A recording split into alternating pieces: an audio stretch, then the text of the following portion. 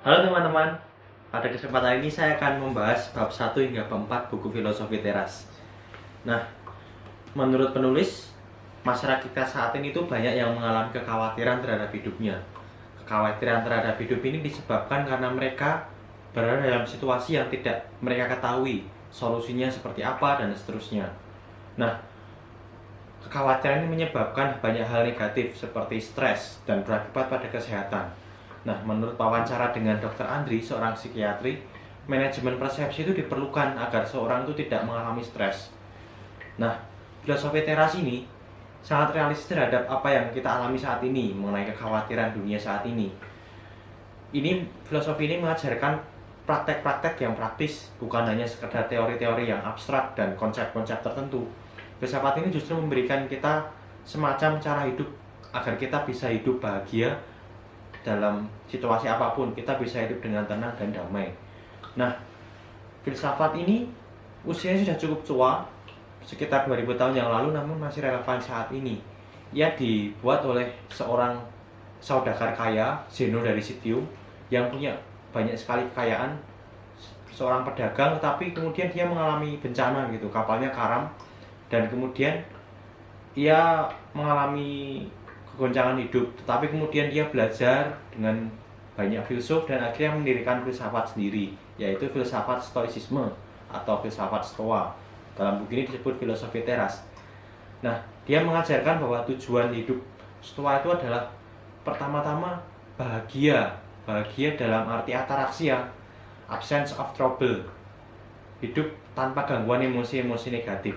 Ia juga memberitahu bahwa filsafat ini harus hidup selaras dengan alam itu. Seorang pengikutnya hidup selaras dengan alam. Artinya selaras dengan alam itu absar itu atau nature itu adalah hakikat atau esensi sesuatu. Manusia pada hakikatnya itu memiliki nalar yang harus digunakan secara optimal. Nalar itulah yang membedakan dia dengan binatang. Nah, tujuan selain itu adalah hidup berkeutamaan, kemudian hidup bersosial, dan yang terakhir memiliki keterkaitan. Dalam filsafat Stoa dikenal istilahnya interconnectedness atau keterkaitan satu peristiwa dengan peristiwa yang lain, ada sebab akibatnya. Itu tidak ada yang kebetulan. Nah, kemudian metode Stoa adalah dikotomi kendali, yang up to us dan not up to us. Up to us adalah sesuatu yang dapat kita kendalikan, opini kita, persepsi kita, tindakan kita, hasrat kita, tujuan kita, dan itu membawa kita pada kebahagiaan. Yang not up to us adalah sesuatu yang tidak dapat kita kendalikan, seperti reputasi, kesehatan, kekayaan, kehormatan, relasi, bahkan. Nah, itu di hadapan apa yang not up to us atau di luar kendali kita itu, kita harus bersikap indifferent. Dikenal istilah dua indifferent. Yang pertama preferred indifferent dan unpreferred indifferent. Preferred itu artinya yang diinginkan. Yang diinginkan itu misalnya kesehatan, reputasi yang baik, prestasi. Nah, dan yang unpreferred adalah hal-hal yang tidak baik untuk kita miliki, seperti penyakit, kemiskinan, reputasi yang buruk. Nah, dikotomi kendali ini kemudian mendapat revisi dari William Irvine untuk membuktikan bahwa kita bukan hanya pasrah pada nasib, tapi dapat berjuang.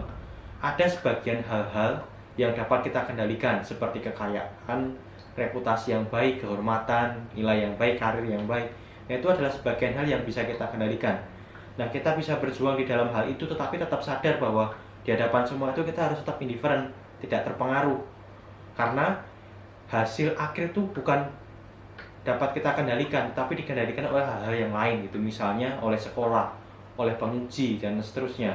Di hadapan semua itu kita harus bersikap indifferent, karena di luar dari kendali kita. Oleh sebab itu, penekanannya adalah kita bisa berusaha semaksimal mungkin pada apa yang bisa kendalikan, sambil terus sadar bahwa ada hal eksternal yang bisa mengganggu hasil akhir kita.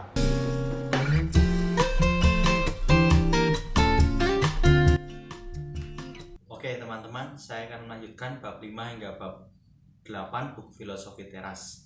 Setelah kita memahami pentingnya dikotomi kendali di bagian sebelumnya, kali ini penulis menambahkan bagaimana cara-cara praktis seseorang untuk mendapatkan representasi yang baik gitu ya terhadap objek di depannya.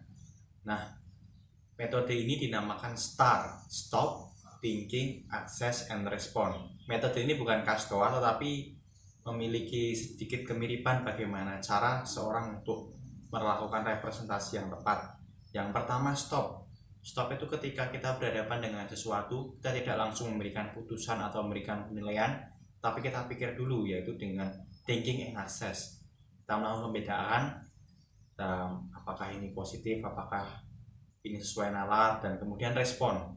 Respon adalah sesuatu yang sesuai dengan apa yang terjadi, fakta yang semelekat mungkin, sehingga kebijaksanaan yang akhirnya menjadi keputusan kita. Kemudian pada dasarnya dalam Stoa itu mengenal bahwa segala objek yang ada di luar kendali kita itu sebenarnya adalah netral. Yang membuat dia positif atau negatif itu terkadang hanyalah persepsi kita sendiri. Nah, ini terkait dengan wawancara dengan penulis dengan seorang psikolog yang berhubungan dengan CBT. Kerap kali orang perlu datang ke CBT untuk mengetahui bagaimana pikiran dan perilakunya itu kadang menyimpang gitu ya dengan apa yang ada real di lapangan. Jadi dia melakukan persepsi dan tindakan yang keliru gara-gara dia salah tafsir gitu. Jadi metode CBT ini juga memiliki kemiripan, yaitu untuk memperbaiki pola pikir kita dan tindakan kita begitu. Dan kemudian selanjutnya di bab selanjutnya penulis juga menambahkan bagaimana cara kita untuk membangun mental yang sehat. Mental yang sehat ini adalah tidak mudah baper ketika mendapat emosi-emosi negatif, untuk mencegah hal itu terjadi gitu ya. Ada dua poin penting, yaitu istilah penting premeditatio malorum dan amor fati. Premeditatio malorum itu kita membayangkan, mengimajinasikan hal-hal buruk yang akan terjadi sebelum kejadian tertentu itu ada. Jadi semacam memberikan ban serep itu, supaya ketika ada hal-hal yang negatif kita sudah siap dengan tidak langsung jatuh turun mengalami emosi negatif, stres atau khawatir. Dan kemudian amor fati artinya menerima kondisi kita saat ini, kondisi masa lalu yang sudah berlalu, putus, orang tua kita yang seperti itu, atau jenis kelamin dan seterusnya, itu merupakan bawaan kita dan itu harus diterima saat ini. Jika kita terus menerus baper terhadap masa lalu, kita tidak akan bahagia. Maka dari itu prinsip amor fati ini adalah menekankan kita mencintai apa yang sudah ada saat ini. Itu tujuannya supaya tidak baper.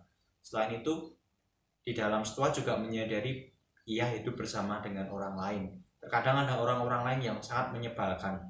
Nah, dalam buku ini ditulis bagaimana cara menurut Stoa supaya bisa hidup di tengah orang-orang seperti itu.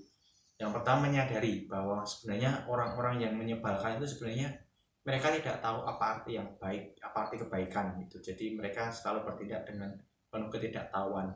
Itu melegakan kan, supaya kita juga tahu bahwa ternyata kalau dinalar ya mereka sebenarnya juga tidak tahu gitu, menyebalkannya karena mereka tidak tahu.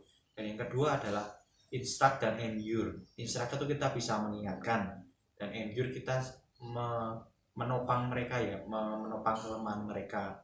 Dan ada pula bahwa orang-orang yang sangat jahat gitu, yang sebaiknya memang perlu dihindari. Nah, di sini tampak bahwa filsafat ini sangat realistis. Kemudian melanjutkan bagaimana dia berwawancara dengan seorang yang sering eksis di media sosial, bagaimana filsafat Stoa ini juga berguna untuk menangkal opini-opini yang terkadang membuat kita merasa cemas, merasa marah dan seterusnya. Opini-opini yang menyerang kita di media sosial itu kadang bisa kita respon dengan positif. Kuncinya adalah dalam wawancara itu kita bisa membangun premeditatio malorum, bahwa nanti saya akan bertemu dengan orang-orang menyebalkan, dan kemudian kita bisa merespon dengan lebih positif seperti itu.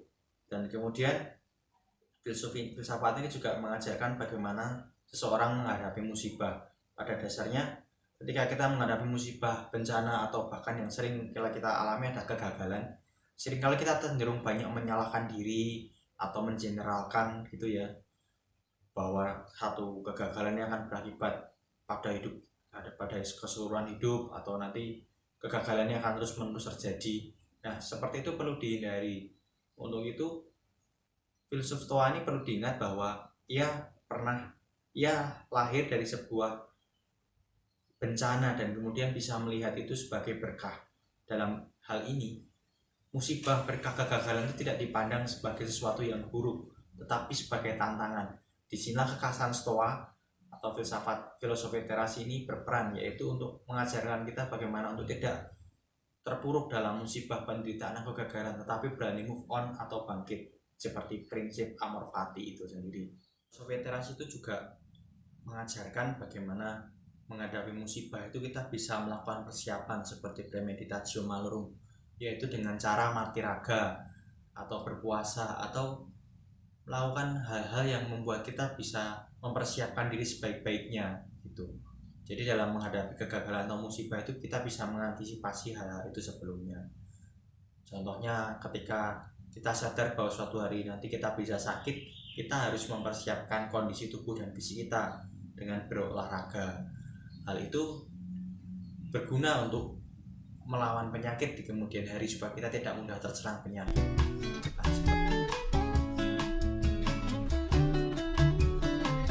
Baik, saya akan melanjutkan tanggapan mengenai buku Filosofi Teras bab 9 hingga bab terakhir.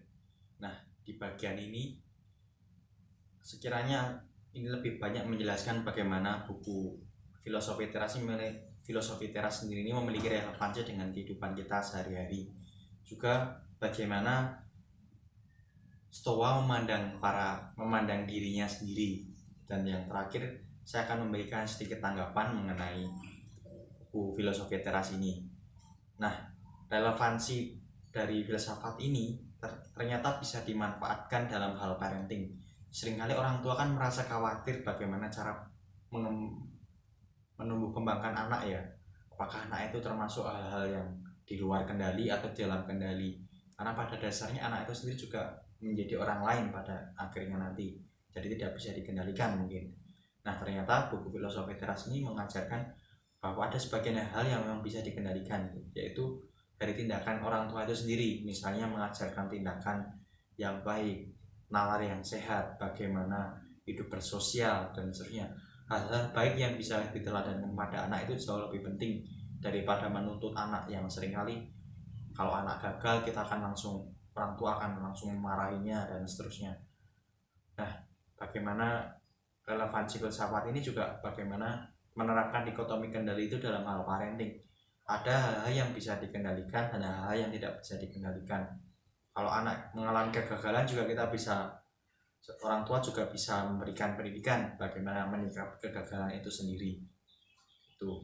Nah, kemudian relevansi yang lain adalah bagaimana Stoa itu juga mengajarkan, beberapa filsuf memberikan contoh bagaimana Stoa itu memandang dirinya sebagai warga dunia.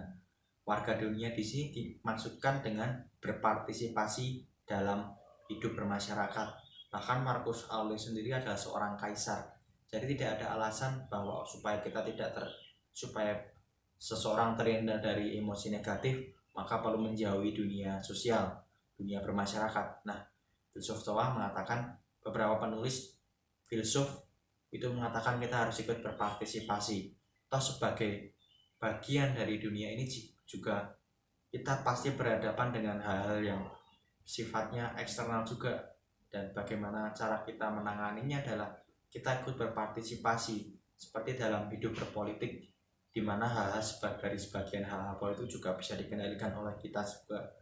Bagaimana kebijakan-kebijakan dan bahkan bencana alam, pemanasan global itu juga kita bisa ikut terlibat di dalamnya. Nah, disinilah relevansi Stoa dalam hidup bermasyarakat. Tidak ada alasan untuk tidak terlibat gitu, supaya dengan alasan untuk menghindari emosi-emosi negatif. Dan kemudian relevansi Stoa yang disebut dalam buku ini adalah bagaimana seseorang menghadapi kematian. Bagaimana Stoa memandang kematian? Kematian itu pada dasarnya netral, artinya sama seperti hidup. Jadi semua itu adalah bagian dari alam. Di hadapan apa-apa yang di luar dari kendali seseorang, harusnya bisa bersikap indifferent, artinya tidak terpengaruh. Artinya hal-hal itu sebenarnya hal-hal yang positif, yang baik gitu.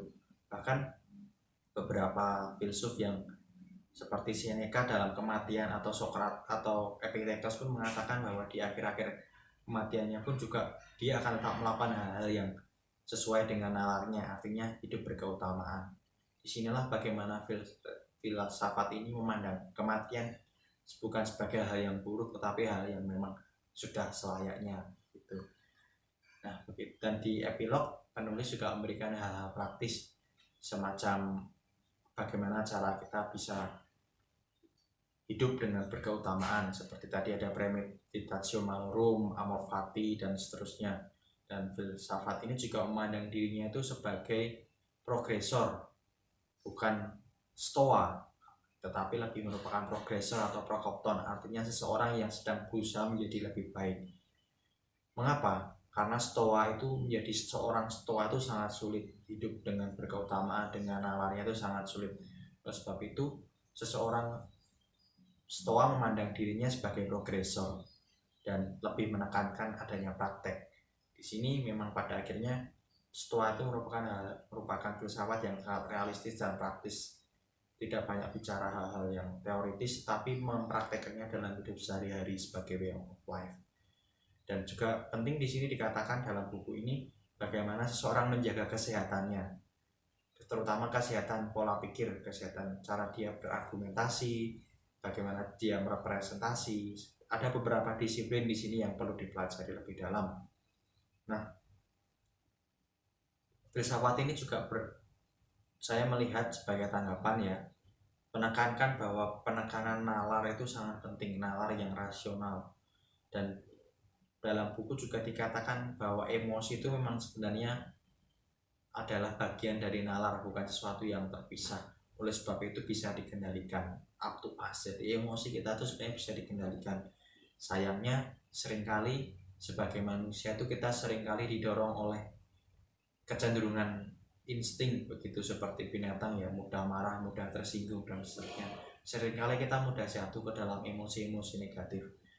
Nah, untuk itu saya merasa memang betul apa yang dikatakan dalam buku Filosofi Teras ini, yakni bagaimana kita melatih diri setiap hari, melakukan mati raga, dan seperti premeditatio malorum, kita bisa mempersiapkan hal-hal buruk yang membayangkan hal-hal buruk yang akan terjadi dengan tujuan supaya tidak kaget ketika mengalami emosi-emosi negatif atau kejadian-kejadian di luar kendali kita, dan dari situ juga langsung bisa merespon dengan lebih cepat supaya kebijaksanaan itu selalu ada, pikiran secara rasional, secara logis itu juga bisa diterapkan. Itulah tanggapan saya bagaimana seseorang bisa hidup dengan lebih baik, jauh lebih baik dengan bisa mengurangi emosi-emosi negatifnya lewat filsafat ini. Demikian tanggapan saya dari bab 1 hingga bab terakhir buku Filosofi Teras. Atas perhatiannya saya ingin mengucapkan terima kasih.